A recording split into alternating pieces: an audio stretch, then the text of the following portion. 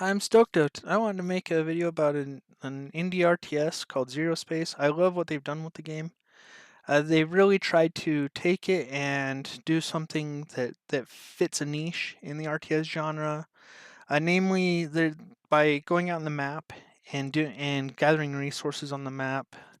It really lets you get flux, which is a special resource you can use to get upgrades and buy mercenary units. And the power spike from getting these mercenary units early really defines a lot of what the game is. To me, it's kind of like when you have the Bleach character and they go and they have their style of fighting and they're doing things, but eventually they use their Bankai, and the Bankai really is part of what defines them. So you don't just define yourself as your faction, you also define yourself as your merc combo, just in the same way your Shinigami and your Bankai work together in Bleach. So just kind of some more examples of that. You have Protectorate, you have Legion, you have Grell, and eventually they're gonna have a fourth ray Zol. And so there's strategy and styles that tend to come out of each one of these. With Protectorate, if you pair them with Marion, you get a lot of these sniper things where you're targeting specific units, or with the Dread Raiders, you're really doing lots of hits and runs with just like judicial marauders. With the Irandi, I call it the Polaris Directive. It's really for people who macro well, really are good at doing timings. You build it with the Legion and the Dread Raiders. Another common pairing. You see people trying to outskill you, run around the map, raid you over and over and over, just try and be constantly in your thorn in your side.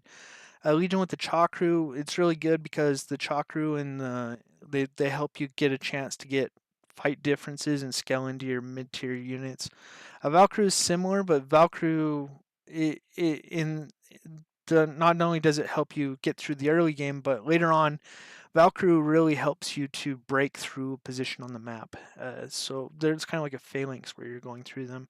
Legion, you can also try something that's kind of nice is if you don't get much of your merc resource, you can run triple heroes on them. So if you're playing, team games, the triple hero thing is common where your teammates getting all their mercs and you're just kind of getting your heroes. Later on, if you get enough flux, then you really do scale with the triple heroes. The I wish that all factions had the option to pick a faction hero and a merc hero in the game. Hopefully one day they get to add that. As far as the Grell, the sort of a plant insect race. With the chitin canopy, what you're looking for is with Marin, you're trying to use your early game units to lock things down, to try and fix some of the deficiencies with Grail because you tend to go with a lot of a single unit early on. With Chakru, I call them the swarming cacks because they really just uh, help you to take a lot of the map really fast, and the Chakru really beef up your army when you beef them up.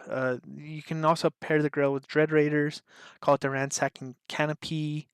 It really lets you just be everywhere on the map, not just trying to go after one thing, but go after everything on the map all the time. You can mix them with Arandi. It's the only reason why I would use the hero from Arandi is with Grail because you can scale the army and still get the hero out. And then you have Zol. We haven't seen Zol, so I don't know. So to try and talk about which hero I think, if you're familiar with Bleach, what Bleach character would choose for each one. Uh, I would say that based off of Arandi being a tech diff, Chakru giving you the fight diff, the Dread Raiders giving you the raid, the Marin giving you the snipes, the Valkyrie giving you both the other option of Torquemada for heroes, as well as their mid tier units. Then I would say that for the Protectorate plus Marin, it's a lot like Oryu, where you're a sniper. You're really trying to pick off the right thing and really have impact that way. Renji, Arai, I think he's a lot like mixing the Dread Raiders with the Protectorate, where you're really just chasing down things on the map, trying to keep the pressure on all the time. But you're not super strong at any given moment. You're just always keeping the pressure on. Protectorate, their units do scale fairly well, so I think that they mix well with the Arandi. So if you're really good at macro and really clean on your builds, you can break people with Arandi, which is what I think Bayaki is kind of like, where he breaks people. He lets people go, and then he decides when the moment is to break somebody with their purpose. Then you have with the Legion and their pairings. I think Legion with Dread Raiders, it's kind of like Grimjow. You just go, go, go, go, go, get on the person that you see and never don't give them any space to breathe. Uh, the super scaling comp is Legion and Chakru. I view it kind of like Kenpachi.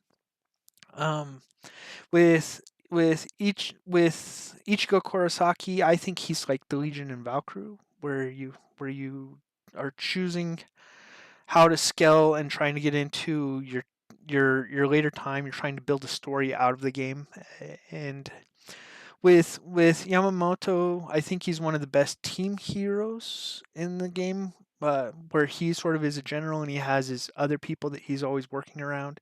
So I view him as sort of the triple hero. And one of the cool things is if he does get an advantage, he's one of the ultimate end game, end all type of people there is. And then lastly, for the other four Grell choices, for Grell and Marin, I would say Kasuke Urahara exemplifies that, where you're trying to really pick your fights and trying to have an answer for every situation. It's the strategist's game. With Ukeora, I feel that he's sort of is like Grill and Chakru. It's all about positioning and being wise in your battle and having very decisive moves in your micro. Because you're going to probably micro, pick up a few things, micro, pick up a few more things. Really decisive. Aizen, he's the guy that controls what the other person's allowed to have. And that's why I feel that he's best mixed with Grill and Dread Raiders, where you're deciding what somebody's allowed to take on the map at any given time on the map. And then lastly, for the Bleach character Yoruichi, I view her kind of like the Arandi Grill and Arandi, because playing Iolan, it's really hard to get Iolan the Merc out on the map, and without the Grill pairing, I don't think you see her. And Iolan sort of is like a cat. You're not really looking to fight things, but you'll go and you'll just kind of pick off a mouse here or there. But the rest of the time, you're just kind of hiding in the game. It's not so much that she's more like your vision catalyst than she is your character. And eventually, with the vision that she grants you, then you're able to take fights off that. So hopefully you've enjoyed watching my video where I kind of talk about all of the things that I love, why I think this is great to have an indie RTS go after these pairings and the systems where you're choosing not just where you're trying to pair a hero with faction and really trying to build your own character and your strategy through that system.